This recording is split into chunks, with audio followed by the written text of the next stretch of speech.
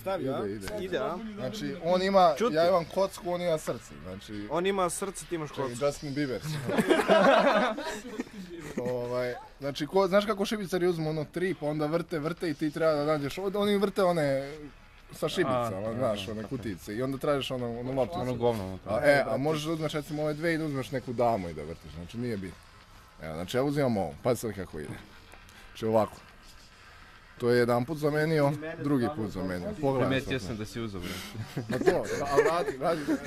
Kako njega zgranu da zamisli kartu, izvuku kartu koju zamisli. Gledaj sad, a gledaj kako ide, znači pa sad ovo. Znači sad ja imam ovo i bez gledanja. Koju misliš da imaš kartu, ali bez gledanja?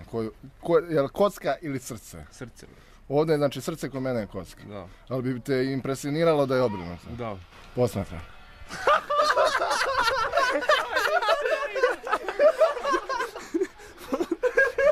Au bre. Nije ovo ništa. Nije ništa. Znaš kako je stoku prošle godine zgranu. Mi smo ga 3 sata smarali, lik se smorio. I onda da zamislim ja i na kraju si rekao, jesi ovo zamislio.